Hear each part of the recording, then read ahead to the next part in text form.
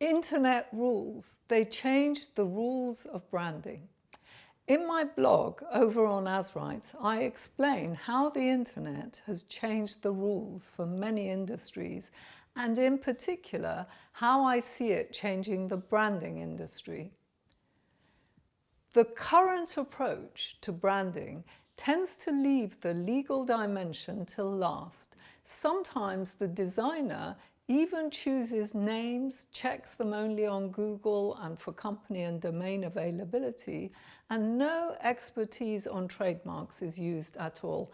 I'm not referring to expertise in searching availability of names, but on using a trademark lawyer's input for naming the business. There is a lot more to names than people realize. This approach of leaving the legal dimension till later was viable in a pre-internet world where there were fewer brands and less visibility if you were using a name that belonged to someone else or which was a poor choice.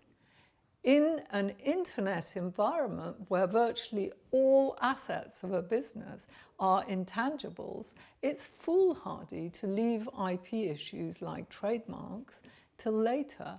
IP plays such a central role in business that it must be the starting point when planning any project or venture. The intellectual capital of a business involves understanding IP at a deeper level.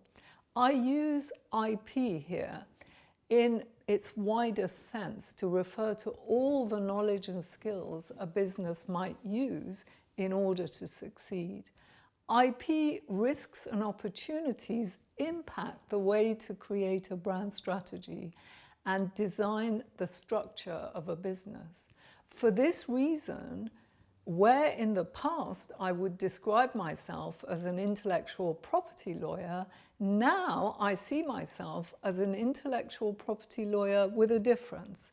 That's because I integrate IP, brand, and marketing to support startups, scale-ups, and those exiting their businesses to design a business that builds in value and attracts more leads and opportunities.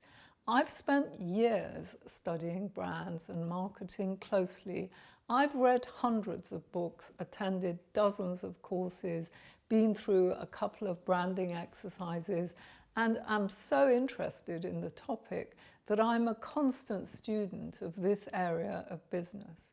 I foresee that in future we will see more and more intellectual property lawyers integrating IP, brand, and marketing to ensure their clients' businesses are built for success.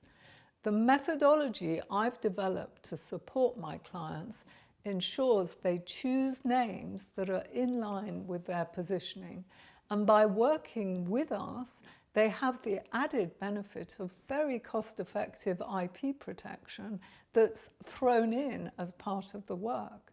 It requires very little effort to support them on copyright or to draft an effective trademark application when you're working closely with them and understand their business intimately. Our process also focuses on designing the business correctly to ensure it attracts leads and opportunities as a starting point to working out its positioning and name. Creation of a visual identity is postponed till much later. In my new book, I'll be explaining why I think it's essential in the new world we live in to separate brand strategy and brand identity from visual identity creation. The two disciplines really should be kept separate because you need different skills for each of them. The word brand and branding is much misused and misunderstood.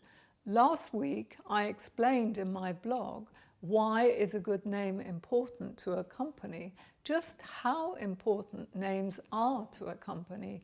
Do read it to understand this important topic, which may seem quite minor, but actually plays a central part in the success of a business.